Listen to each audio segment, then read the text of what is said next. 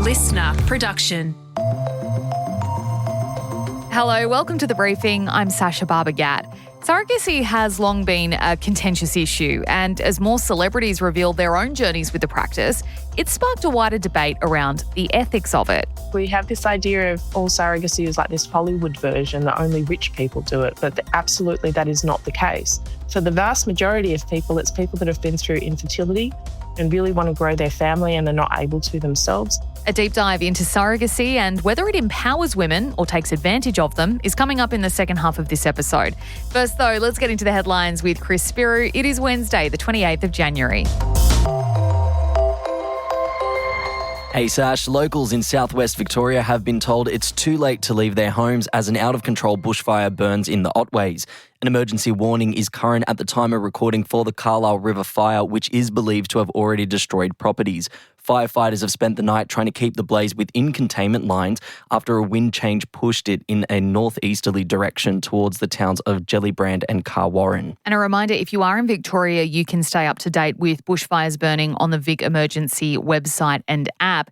Now, this all comes, of course, after that scorching heat in Victoria yesterday, with a number of records poised to be broken. So the towns of Walpurgis and Hopetoun recorded 48.9 degrees. Now, that is a state record, but the Bureau of Meteorology hasn't actually formally confirmed these numbers at the time we're sitting down to record this. I did have a quick look at the formal table breakdown on the BOM's website, and it didn't quite get that high, so I'm not sure if these records will actually tumble. Either way, 48 degrees is bloody hot. And it wasn't just Victoria either, Chris, that was seeing these really hot temperatures. Yeah, that's right. And the hottest place in Australia yesterday was actually Renmark in South Australia. That hit 49.6 degrees, while in other places, Mildura, that hit 48.6 degrees. That was the hottest day on record there. Loxton, 48.2, again, hottest day on record.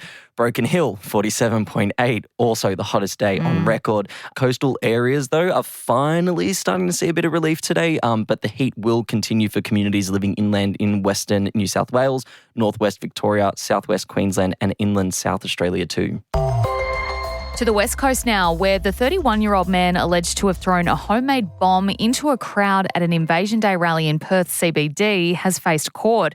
The man has been charged with intent to harm and making or possessing explosives under suspicious circumstances. Police yesterday saying the device was designed to explode on impact and that it was only down to good luck that it didn't. The Perth man did not apply for bail, but the court did grant a suppression order of his identity. His defence lawyer arguing that if he was identified while facing these allegations of targeting a class of people, his safety would be jeopardised.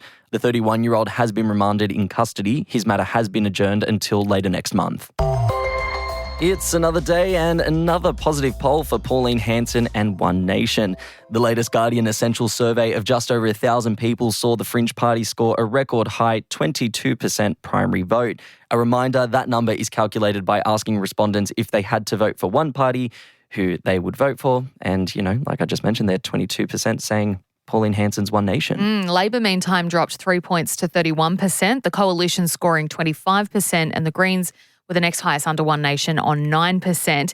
Now, it is worth noting this poll was taken last week as Labor was passing its anti-Semitism and gun reforms, while the Liberals and Nationals were fighting over whether to support those laws. So I guess the question then is, how significant is this result for One Nation? We keep talking about this surge in support.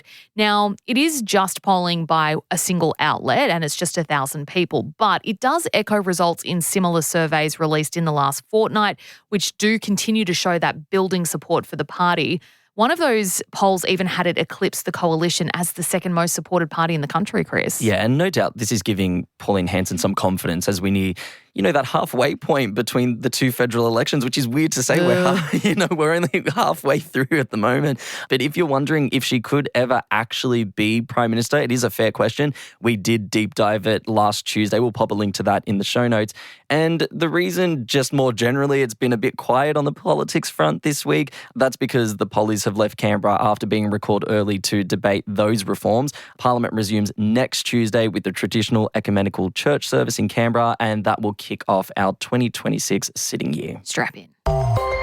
The ABC says it's launched an investigation after photos of porn stars and a suggestive pic of the PM were posted to one of its accounts. The official ABC News Facebook page was briefly hacked yesterday afternoon, with its cover photo changed to an image of OnlyFans creator Bonnie Blue. An image of sexfluencer Lily Phillips was posted, as well as a pic of Albo taking a rather big bite out of a sausage sizzle, Chris. Yes, the images were first spotted around 1:15 p.m. yesterday and were deleted within minutes. An ABC spokesperson saying the breach came after a staff account was compromised and that the investigation would focus on reviewing and strengthening their security controls. Now, Sash, I went to the ABC page once I've heard news of this hack. I went to the page to see it. By that point, it was gone. Long So, gone. like literally within minutes. When they say within minutes, it was gone within minutes. But screenshots that have been posted on socials, of people talking about it. One of the comments that caught my attention was underneath the photo of Lily James. It had no caption. There were no text on the image.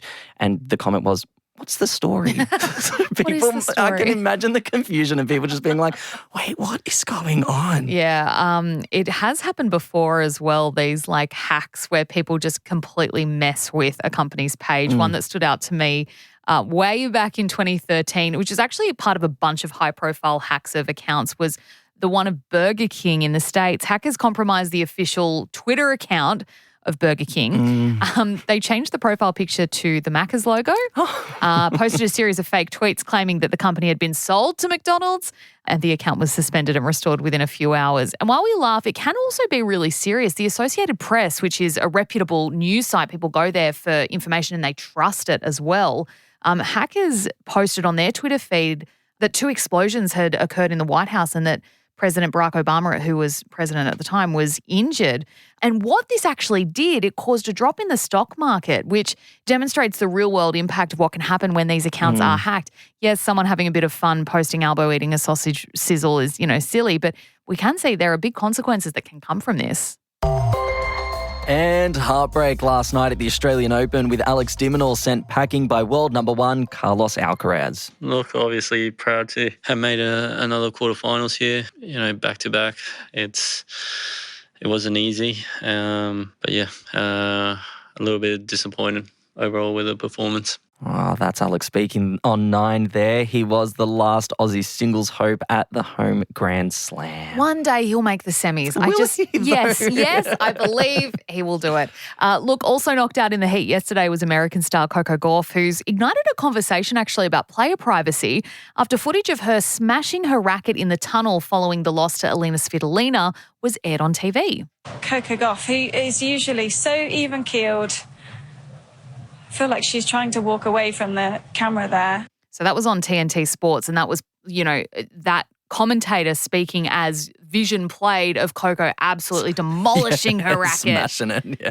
In response, Gauff spoke in her post-match media conference about needing to let out that emotion in private. She thought that she was away from the public eye, and she didn't want to do that in front of people. I tried to go somewhere where they wouldn't broadcast it. But obviously they did. So, yeah, maybe some conversations we can be had. I think it's so hard because there's these cameras constantly rolling. This commentator would have just been sitting there. Someone would have gone, oh, there's juicy vision of Coco in the tunnel going absolutely ham.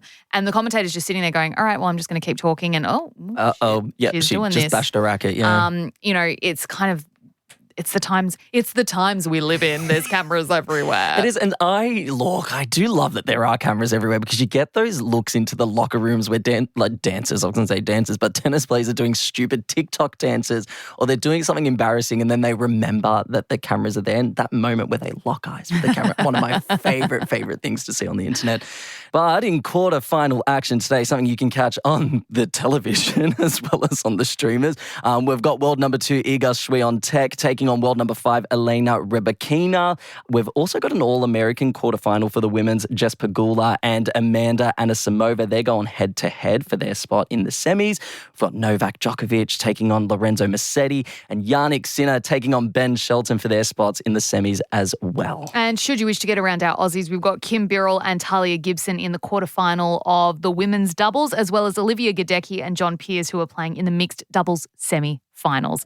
That is it for our headlines. Thank you so much for joining us. Next up, we're getting into a deep dive. Meghan Trainor, she's caused a bit of a stir recently by revealing she's had her 3rd baby via surrogate. Why has that stirred up so much controversy? We'll deep dive it next.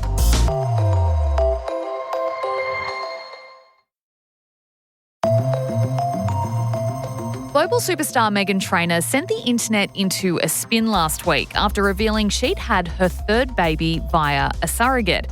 Her fans flooded the post with congratulatory messages, but some corners of the internet went ballistic, making wild assumptions about the motivations behind her decision, some calling it diabolical. What exactly are they mad about? Well, a few things, but in particular, it's the ethical concerns around rich women quote-unquote, buying the wombs of vulnerable women in order to have a baby. The discourse has reignited a debate that's been around for a while about whether surrogacy as a practice is morally right and whether it's something that should be better regulated or banned altogether. The conversation comes too as the Australian government considers changes to the laws surrounding it here. Sarah Jefford is the only lawyer specialising solely in surrogacy and conception in Australia, and she's been a surrogate herself. So what does she think about the discourse at the moment? Sarah, thank you so much for joining us on the briefing today. And I do want to acknowledge as we start this conversation that it is extremely complex and we are definitely not here to solve the issue, but more to kind of delve into it and have a broader discussion. And I want to start with Meghan Trainor, the singer. She's been dragged for choosing surrogacy to have her third child. Why do you think that there has been such a strong reaction to her post?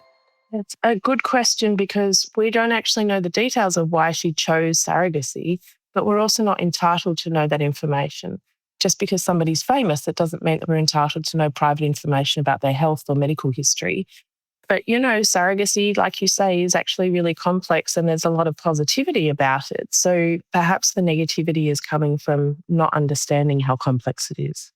I think part of the reaction, at least in the discourse that I saw online, was that image of Meghan and she has the baby up against her chest, doing that skin-to-skin moment, which we've come to learn is so important for mothers and babies to experience together. And we know that it's also encouraged for the dads, so it doesn't have to be just an experience for the birth mother.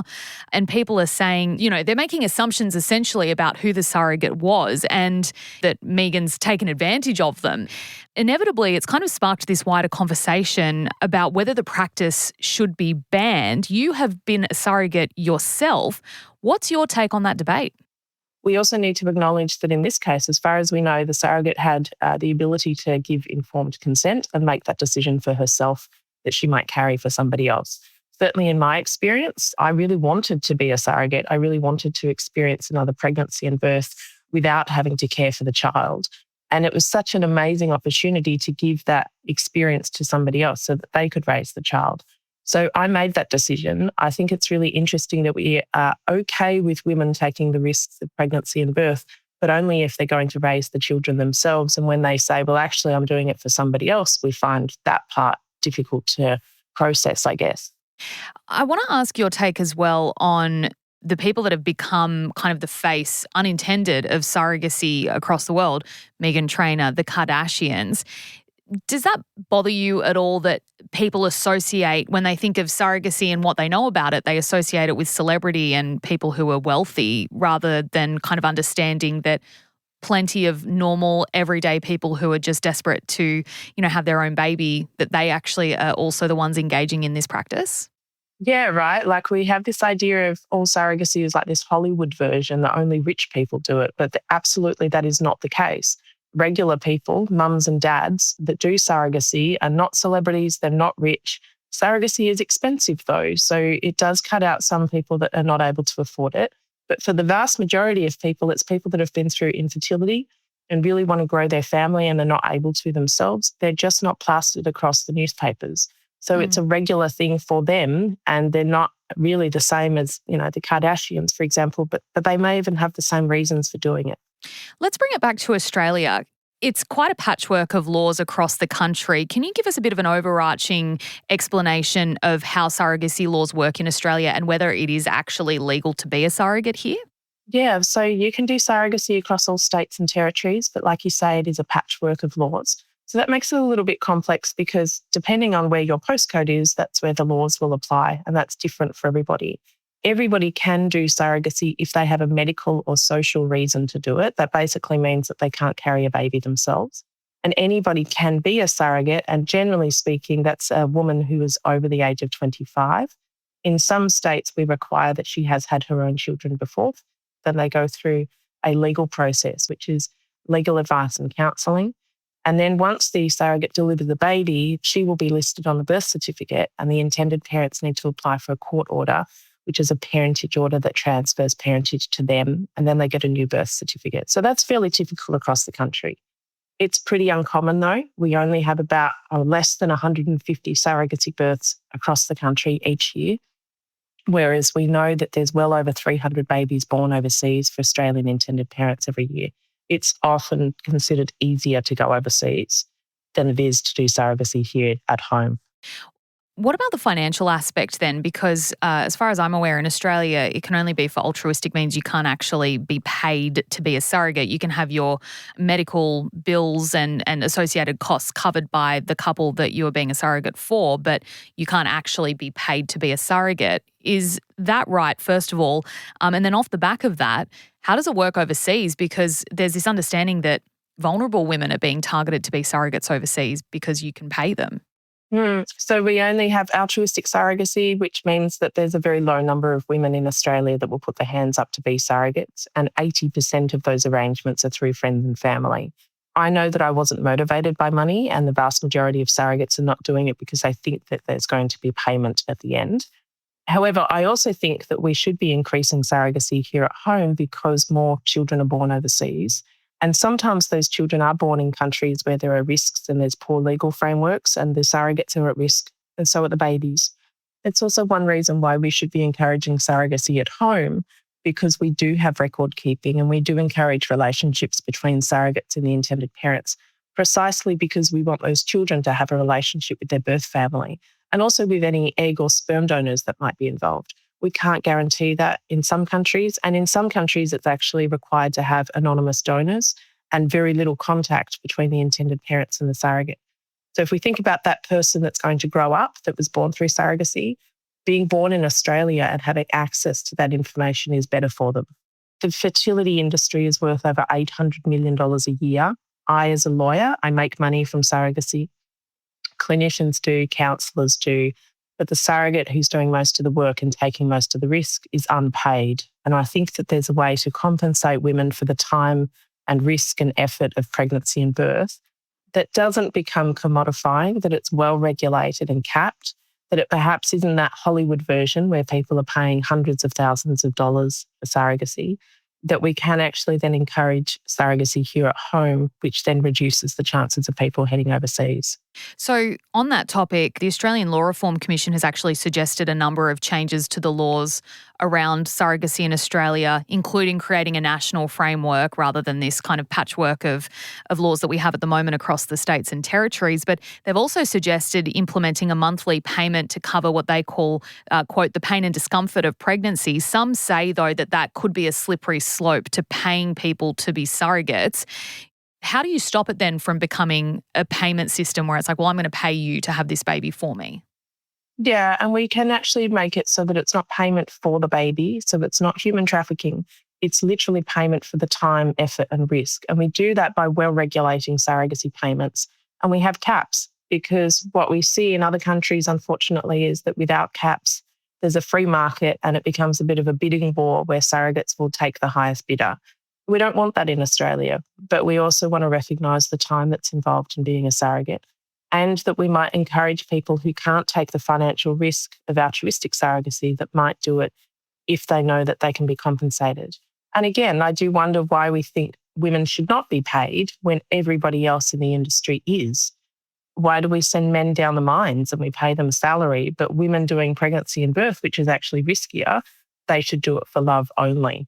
We also know from studies of American surrogates who are paid that they are actually motivated by empathy and altruism and caring for people, which is exactly the same as an Australian surrogate. So why are they getting paid to Aussie surrogates and not?